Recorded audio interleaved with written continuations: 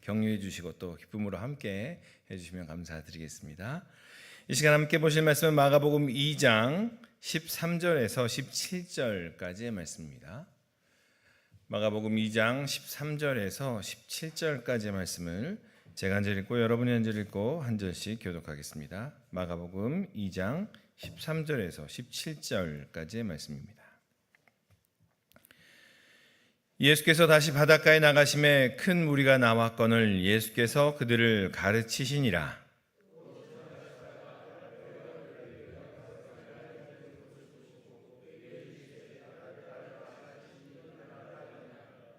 그의 집에 앉아 잡수실 때 많은 세리와 죄인들이 예수와 그의 제자들과 함께 앉았으니 이는 그러한 사람들이 많이 있어서 예수를 따름이로라.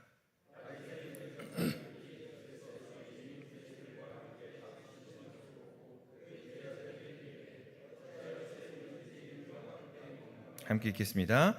예수께서 들으시고 그들에게 이르시되 건강한 자에게는 의사가 쓸데없고 병든 자에게라야 쓸데있느니라. 나는 의인을 부르러 온 것이 아니요 죄인을 부르러 왔노라 하시니라. 아멘. 어렸을 때 저의 기억 속에 식탁에서 밥 먹는 시간만 되면 꼭 아버지와 어머니가 툭탁거리시는 거예요. 왜 그러신가 기억을 더듬어 봤더니 식사하세요, 밥 먹어라고 부른 다음에 꼭 아버지가 이렇게 오시는데 늦게 오시죠. 제일 늦게 오시는데 오셔서 밥상 앞에서 신문을 보세요. 국을 이렇게 끓여놨는데 국이 다 식도록 신문을 보시고 이것저것 하신 다음에 식사를 하시는 거예요. 그래서 아니 어머니가 계속 그 앞에서 항상 잔소리를 하시죠. 밥 먹으라고 불렀으면 밥을 먹을 것이지 왜 딴 걸 하냐고. 그래서 저는 어렸을 때 책에 그랬던 기억이 나요. 왜 아버지는 왜 그럴까? 왜 그럴까? 그래서 저도 물어봤어요 어제. 나도 그래? 그랬더니 그런데요. 똑같답니다. 그랬더니 저도 이렇게 봤어요. 불렀는데 괜히 식탁에 앉아서 딴 걸 뒤적뒤적하고 잔소리 하다가 밥을 먹는 저의 모습을 발견하고 저도 깜짝 놀랐는데요. 뭔가 밥 먹어라고 불렀을 때는 밥을 먹는 게 가장 그 부름에 맞게 하는 거겠죠. 하나님께서 우리를 다 부르셨습니다. 나는 아직 성숙하지 않았으니, 내 신앙은 성장하지 않았으니 하나님 나를 부르시지 않으실 거야. 아니요. 우리 모두를 하나님께서는 부르셨습니다. 하나님께서 우리를 부르셨다라는 이야기는요, 하나님께서 우리를 당신의 귀한 일에 함께 동역하시겠다라는 이야기지요. 우리가 부름받은, 우리가 잘했다 칭찬받을 때는 저희 아버지가 밥 먹어라고 했을 때 얼른 와서 밥을 먹는 거, 이런 것처럼 우리가 부름받았다라는 것을 칭찬받는 것은 우리를 부르신 분의 그 뜻과 그 의미를 잘 새기며 함께 그렇게 나아가는 것일 겁니다. 그래서 우리는 매 주일 또 매 순간순간마다 우리가 생각을 해야 됩니다. 누가 우리를 불렀으며 왜 불렀으며 무엇을 위해서 불렀는가라는 것을 항상 기억해야 되는 거죠. 그렇지 않으면 그 부르심을 잊어버리거나 가벼이 여길 수 있게 됩니다. 저희 아버지께서 제가 여전히 등짝 스매시를 가끔씩 맞는 것처럼 하나님께서 우리를 부르셨는데 그 부르심에 합당하게 행하지 않을 때는 하나님께서 우리를 향하여 너 잘하고 있니? 라고 물어보실 수 있다는 거죠. 오늘 마가복음 2장의 이야기를 계속합니다. 예수님께서 제자를 다시 부르십니다. 예수님께서 1장에서 제자를 부르셨습니다. 베드로와 안드레와 야고보와 요한을 부르시고 오늘 본문에 보면 다시 그 갈릴리 바닷가를 거니십니다. 그러자 수많은 무리가 예수님을 따릅니다. 예수님께서 이렇게 다니시다가 세관을 지나는데 갑자기 거기에 앉아있는 관원을 부르십니다. 그때 앉아있던 관원은 알페오의 아들 레위였습니다. 그 관원을 향하여 나를 따르라 부르시니 그 갑자기 세리가 모든 것들을 뒤로 한 채 예수님을 따릅니다. 예수님을 따르고 예수님을 자신의 집으로 모십니다. 모셔서 레위와 식사를 이렇게 하고 있는데 갑자기 한 사람, 두 사람, 세 사람, 네 사람 이렇게 늘어나더니 그 집이 온통 세리와 죄인들로 가득하게 됩니다. 예수님께서 그들과 한참 식사를 하고 계시는데 바리새인과 서기관들이 서로 궁시렁댑니다. 선생이라면서 저 사람 선생이라며 왜 세리와 죄인들과 함께 먹는 거지? 하나님의 거룩함을 아는 거야 모르는 거야 라고 궁시렁대는 거죠. 그러자 예수님께서 그들을 향하여 이렇게 말씀하십니다. 건강한 자에게는 의사가 쓸데없고 병든 자에게라야 쓸데있느니라. 나는 의인을 부르러 온 것이 아니요 죄인을 부르러 왔노라 라고 말씀하십니다. 마가복음 1장에서 베드로와 안드레, 야고보와 요한을 부르신 후에 회당에서 더러운 귀신 들린 한 사람을 고치십니다. 그리고 난 이후에 베드로의 장모 한 사람을 고치고요. 그리고 난 이후에 나병 환자 한 사람을 고칩니다. 한 사람 한 사람을 1장에서는 고쳤는데 2장에 들어오니까 예수님께서 친구들의 믿음을 보고 중풍병자를 고치십니다. 중풍병자를 고치시는데 중풍병자의 믿음을 보신 것이 아니고 그를 달아내리는 친구들의 믿음을 보고 그 중풍병자를 고치시죠. 그 중풍병자를 고치시며 땅에서 죄를 사하는 권세가 자신에게 있음을 분명히 말씀하십니다. 그리고 오늘 본문에서 부르신 사람이 바로 세리와 죄인들입니다. 그 집에 레위의 집에 가득히 찬 세리와 죄인들과 함께 식사를 하시며 즐겁게 먹고 마시는 예수님의 모습을 우리는 그려볼 수 있습니다. 그리고 그들과 식사하시며 이렇게 말씀하시는 거죠. 내가 너희를 부르러 왔다. 내가 너희와 함께하러 왔다라고 말씀하시는 겁니다. 처음에는 한 사람 한 사람을 불렀다가 여러 사람을 부르고 수많은 무리와 함께 하시며 그 무리를 향하여 선포하십니다. 그런데 그 고침을 받은 사람들이 어떤 사람인가? 처음에는 귀신 들린 사람이요, 중풍병자, 나병 환자, 중풍병자, 열병 걸린 사람, 그리고 세리와 죄인들입니다.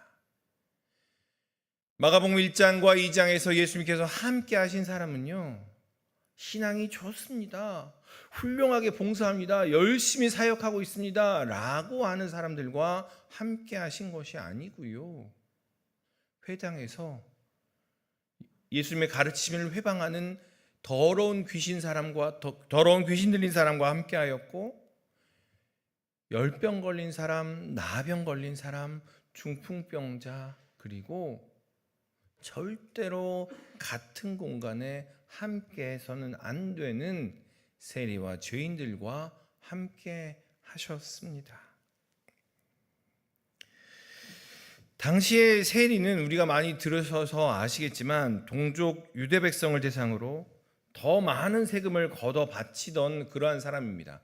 게다가 이 지역 가버나움이라는 지역은 더 많은 물류가 있던 곳이에요. 그러니까 이 세리는 더 많은 것을 걷어서 더 많이 배불리며 더 많이 자신의 욕심을 채울 수 있는 그러한 곳이었습니다.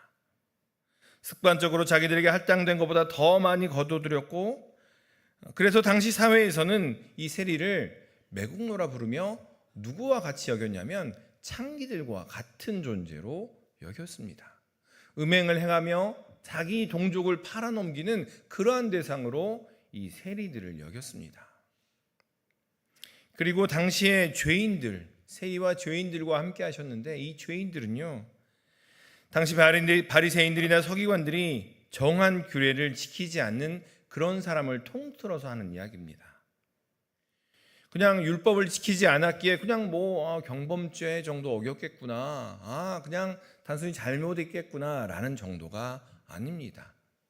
당시의 죄인들은요, 매우 경멸하면서 같은 장소에도 있기를 꺼리는 존재들이 바로 오늘 본문에서 이야기하는 죄인들입니다. 그러니까 다시 말하면 여기서 이야기하는 세리와 죄인들은 여러분 같이 있으면 불편한 사람들인 거예요. 그냥 옆에 있는 거 아니고요. 같은 공간에 있기만 해도 불편한 사람들이 세리와 죄인들이었습니다.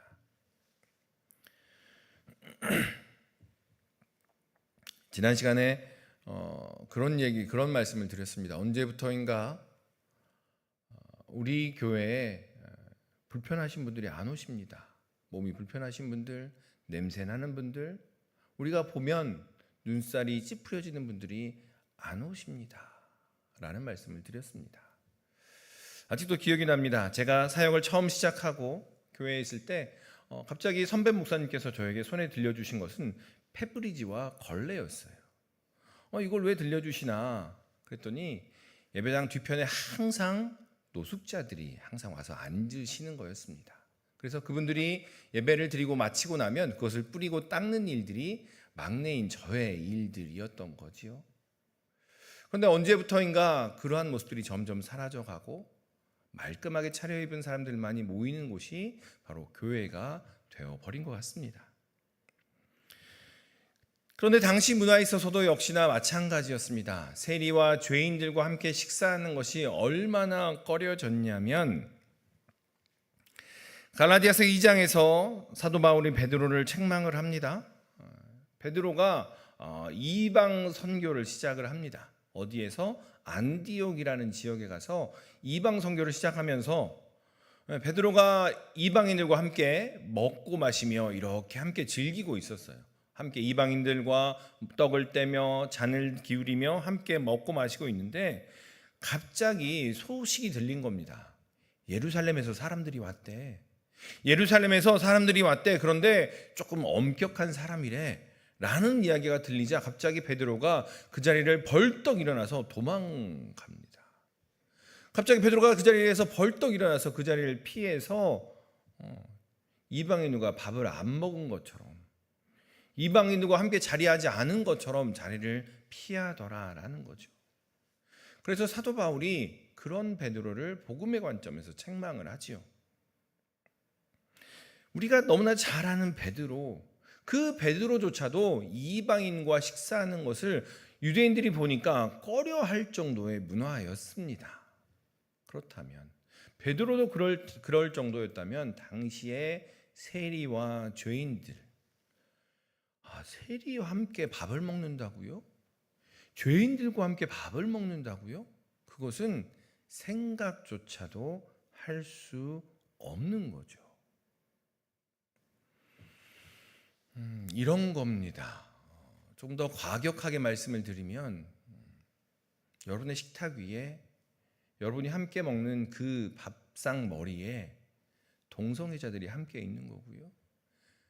여러분이 함께 교제하는 그 공간에 우리가 절대로 함께할 수 없을 것 같은 사람들이 함께하는 모습이 오늘 본문의 모습이더라라는 겁니다. 그냥 우리는 쉽게 생각합니다. 세리라 그러니까 세무공무원이겠거니, 죄인들이라 그러니까 그냥 경범죄 정도겠거니라고 여깁니다. 그런데 이 당시 상황은요, 너무너무나 불경하여서 너무너무나 말도 안 되는 상황이 벌어진 겁니다. 그런데 예수님께서는 그들과 식사를 하십니다. 그렇게 식사하시면서 무슨 말씀을 하셨을까요? 너 회개해라 라는 말씀을 하셨을까요?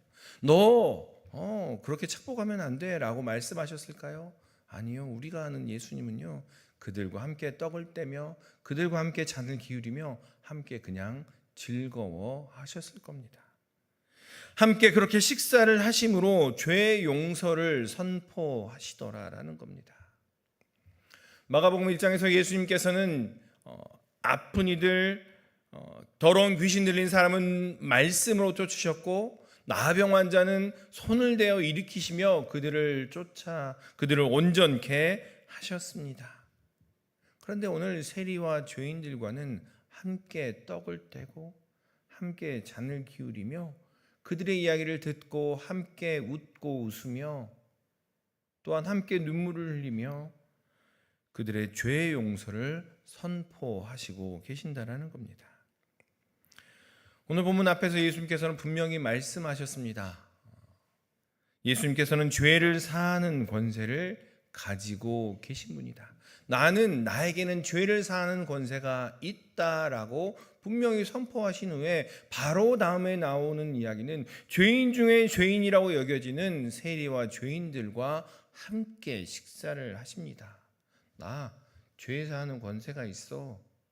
그리고 함께 죄인들과 식사하시며 그들의 죄를 사하는 그러한 역사를 행하시더라라는 겁니다. 한 사람의 죄에서부터 무리의 죄까지, 개인의 죄에서 사회에 구조적으로 발생한 죄까지 사할 권세를 예수님께서는 가지고 계십니다. 말씀으로 귀신을 쫓아내시고 손을 잡아 일으키시고 손을 대시며 깨끗하게 하십니다. 예수님께서는 죄의 결과라고 딱지를 붙이는 그 모든 것들을 부정하시더라라는 겁니다. 세리라고 죄인이라고 딱지를 붙이는 그 모든 것들을 부인하시며 그들과 함께 식사를 하시더라라는 겁니다. 딱지를 붙여서 격리시키고 멀리하며 삶을 살지 못하게 하는 것에서 벗어나 삶이 무엇인지 알게 하시더라라는 겁니다. 예수님께서는 세리와 죄인들과는 함께 식사하심으로 그들의 죄를 사하셨습니다. 우리는 쉽게 그려봅니다. 예수님께서 마지막에 제자들과 함께 떡을 떼고 마시는 그 자리는 거룩한 자리야. 최후의 만찬 자리니 그때 떡을 떼고 마시면서 그 자리는 거룩한 자리니 그 자리는 너무 영광스러운 자리야. 그런데 세리와 죄인들과 먹고 마시는 자리는 뭔가 좀 이상해. 같은 식사 자리인데요. 우리는 구별을 하더라고요. 같은 식사 자리인데요. 제자들과 함께하는 자리니 그것은 성화로 그릴 만큼 멋진 식사 자리이고 세리와 죄인들과 함께 하는 자리는 그냥 뭔가 이상한 예수님의 온전치 않은 자리야라고 여기며 예수님께서 행하시는 것들조차도 판단하더라라는 겁니다. 사실 우리는 그렇습니다. 우리끼리 식사하는 것 그것은 쉽고 편안합니다. 우리끼리 밥을 먹는 것 그것은 우리끼리 우리의 안전함을 확인하는 그러한 자리인 거죠. 그런데 예수님께서는 오늘 우리에게 도전하십니다. 어떤 사람들까지 밥을 함께 먹어봤니? 라고 물어보고 계십니다. 그냥 너 그런 계층이야. 너 그렇게 안전한 위치에 있어. 너 그런 사회적 계층에 있어. 라는 사람들과 밥을 먹었니? 아니면 그 사람들과도 밥을 먹어요? 그 사람들까지도 함께 해요? 라는 사람들과 함께 밥을 먹어보았니? 이런 질문을 하면 제 속에서 그런 답이 나왔어요. 예수님, 밥은 좀 편하게 먹어야 되지 않겠습니까? 먹고 사는 게 밥 먹는 건데 밥은 좀 편하게 먹을게요. 근데 그런 순간 말씀을 준비하면서 이렇게 답을 했을 때 예수님께서 저에게 말씀하시더라고요. 나도 너랑 밥 먹는데 네 밥 먹는 자리에 내가 함께 하는데 라고 저에게 답해 주시는 예수님의 음성을 들었습니다. 이번 주에 밥 한번 먹었으면 합니다. 우리와 편한 사람이 아니라 왠지 불편하고 왠지 서먹하고 그러한 사람들과 함께 밥을 한번 먹었으면 합니다. 그들과 함께 마음을 열고 삶을 나누며 왜 세리가 되었는지, 어떠한 상황 때문에 죄인이 될 수밖에 없었는지 그 이야기를 한번 들어보았으면 합니다. 그것이 바로 예수님의 용서를 전하는 방법이며 죄를 사하는 권세를 가진 예수님을 마음에 품은 그 사람들의 모습임을 기억하시고 이번 주에 한번 밥을 먹는 그러한 행동, 그러한 결단, 그러한 적용이 있었으면 합니다. 성경에서 나오는 이 바리새인과 서기관들이 이 죄인들을 어떻게 여길까 계속 생각을 했습니다. 그 시대를 살아가지 않기 때문에 어떻게 여길까라는 생각을 했는데 지난 금요일 열방을 향한 중보기도 모임에 우크라이나 선교사님이 오셨어요. 우크라이나 선교사님이 오셨는데 선교사님을 모시고 말씀을 들었습니다. 그래서 그냥 처음에는 기대를 우크라이나 전쟁에 대한 이야기를 하시겠거니라고 생각을 하면서 그 상황이 어떠한 상황인가라고 그냥 그 정도 기대를 했습니다. 그런데 선교지가 그 우크라이나 안에서 사역지가 어디였냐면 체르노빌이라는 지역이었습니다. 여러분 체르노빌은 어디인지 아시죠? 예. 저도 가보진 않았지만 그 영화나 미디어를 통해서 들었습니다. 1986년에 원자력 발전소가 터져서 그 일대 전체가 황폐화된, 그리고 여전히 방사능이 잔존해 있다라고 여겨지는 그러한 곳이 체르노빌이지요. 바리새인과 서기관들이 이 세리와 죄인들을 어떻게 여길까? 그 선교사님이 그런 얘기를 하셨어요. 선교지를 다니면서 또 후원하는 사람들에게 선물을 하신다는 거죠. 뭐 이렇게 여러 가지 선물을 이렇게 드리면서 선물을 받으면 처음엔 좋아하시는데 이야기를 뒤에 붙인답니다. 체르노빌 산이에요라고 그러면 갑자기 이분이 선물을 이렇게 조금 꺼림직해 한다는 거죠. 여러분에게 선물을 드립니다. 선물 받는 건 좋지요. 그런데 체르노빌 산이에요라고 하면 여러분 즐거운 마음으로, 기쁜 마음으로 그 선물을 사용하시겠습니까? 여전히 방사능이 남아있다라고 이야기하는데요. 바리새인과 서기관들이 여기는 세리와 죄인들이 아마 그렇게 그들을 대하지 아니하였을까 생각해 보았습니다. 그냥 인사는 할 것 같아요. 그래. 그런데 지금 우리의 시대라고 이야기하면 그냥 인사는 할 정도. 그런데 마음에는 꺼리는 거죠. 제발 가까이 오지 마. 제발 이렇게 이야기하는 사람이 혹시나 세인과 죄인들이 아닐까 생각을 합니다. 그런데 중풍병자를 마주한 서기관들은 내 죄 사함을 받았느니라라고 말씀하시는 예수님을 향해서 신성모독이라고 이야기를 했습니다. 세리와 죄인들과 함께 식사하시는 예수님을 향하여 바리새인의 서기관들은 어찌하여 세리 및 죄인들과 함께 먹는가라고 이야기를 했다라는 거죠. 거리를 두는 것, 벽을 세우는 것, 소통을 막는 것은 나를 안전하게 하는 가장 쉬운 방법입니다. 이렇게 단절시키면서 상대를 방을 부정하다 이야기하고 우리보다 못하다 하며 딱지를 붙이는 것이 바로 율법주의라는 것입니다. 그런데 이것이 현대의 전체주의로 발전하게 되었고 나 아니면 나쁜 사람, 이러한 모습으로 나타나게 된 거죠. 거룩이란 말의 원래 의미, 그 카도시라는 단어는 분리하다, 떼어놓다라는 의미입니다. 그러니까 어찌 보면 이 바리새인과 사두개인들은요, 이 거룩이라는 단어를 그냥 단어 그 자체로 실행한 사람들입니다. 거룩하게 분리시키고 떼어놓고 나누어 놓는 것, 그것이 거룩이야 라고 행하던 사람들이었다는 거죠.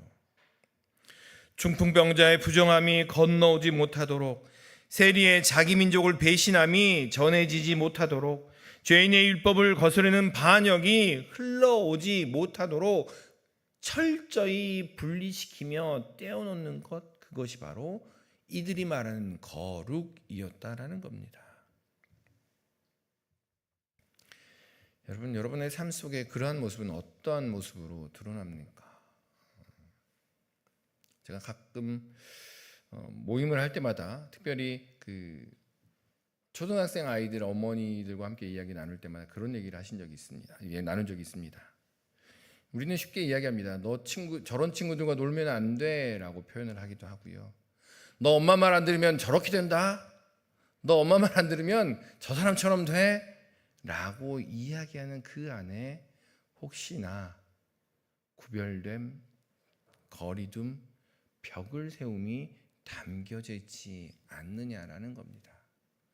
저 사람처럼 돼, 그 친구랑 놀면 안 돼라고 말하는 것이 오히려 그들을 안전하게 여기다라고 하지만 오히려 우리 자녀들을 떼어놓고 있지는 않느냐라는 거죠.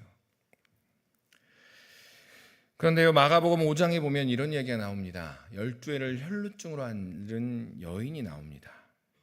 이 바리새인과 서기관의 관점에서 보면요, 이 세리와 죄인들과 같이 부정함의 끝을 달리는 여인이 바로 이 사람인 거예요. 12해 동안 피를 흘리며 12해 동안 부정한 여인이 바로 이 여인입니다. 절대로 접촉해서도 안 되고 같은 공간에 있어서도 안 되고 말을 섞어서도 안 되는 여인이 바로 이 여인입니다. 그녀의 부정함이 흘러 들어올 수 있기 때문에 그렇습니다. 그런데 이 여인이 예수님의 옷에 손을 대자 그 혈루의 근원이 마르고 몸이 낫습니다. 본래 하나님의 거룩함은 어둠을 몰아내는 것입니다. 본래 하나님의 거룩함은 상하고 부정한 것을 온전케 하는 것입니다. 하나님의 거룩함은 함께 식사하며 함께 친밀함의 자리에 거하는 것이며 함께 같은 공간에 머무는 것이 하나님의 거룩함이라는 거죠. 그런데 바리새인과 서기관들은 두려움에 거리를 두고 지키는 것에만 집중하여 가까이 하지 못하였다라는 겁니다. 그들을 향하여, 그 서기관과 바리새인들을 향하여 예수님께서는 이렇게 말씀하십니다. 우리 17절의 말씀을 같이 한번 읽겠습니다. 우리 17절 말씀 같이 읽겠습니다. 예수께서 들으시고 그들에게 이르시되 건강한 자에게는 의사가 쓸데없고 병든 자에게라야 쓸데있느니라.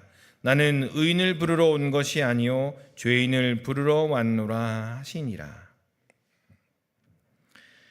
예수님께서 여러분을 부르십니다. 어떠한 이유로 부르셨느냐? 누구를 위하여 부르셨느냐? 그냥 우리끼리 안전하라고 부르셨느냐라는 질문을 던집니다. 마가복음 2장에서는 이렇게 이야기합니다. 중풍병자를 고치시고 또 세리와 죄인들과 함께하기 위해서 예수님께서는 한 사람 한 사람들을 불러내시더라라는 겁니다. 세리들에게, 죄인들에게 하나님의 사랑이 무엇인지 함께 밥을 먹으며 보여주라라고 우리를 부르십니다. 가르치고 지적하는 것이 아니라 그냥 그 자리에 앉아서 그냥 밥 먹어라고 우리를 부르시더라라는 겁니다. 바라기는 밥 먹는 대상을 넓혀가시는 그러한 은혜, 그러한 용기, 그러한 결단이 우리 믿음의 식구들 가운데 가득하시기를 소망합니다. 그것이 바로 예수님께서 우리를 부르신 그 부르심임을 기억하는 우리 믿음의 식구들 되시기를 주님의 이름으로 축원합니다. 기도하겠습니다. 사랑 안에 충만하신 아버지 하나님, 우리를 부르신 그 부르심을 기억하게 하시고 세리와 죄인들을 찾아가시며 그 온 집에 가득한 세리와 죄인들과 함께 시끄럽게 먹고 마시며 웃고 울고 웃으며 함께 하시는 그 예수님의 뒤를 따라 세리와 죄인들과 함께하며 그들과 함께 밥을 먹는 그 예수님의 뒤를 따라가는 우리의 삶이 되도록 인도하여 주시옵소서. 우리만 안전하다 하는 것이 아니라, 우리만 거룩하다 이야기하는 것이 아니라 함께 거룩의 자리로 이끌며 초대하는 우리 모든 믿음의 식구들 되도록 주여 인도하여 주시옵소서. 감사드리며 이 모든 말씀 예수님의 이름으로 기도드리옵나이다. 아멘.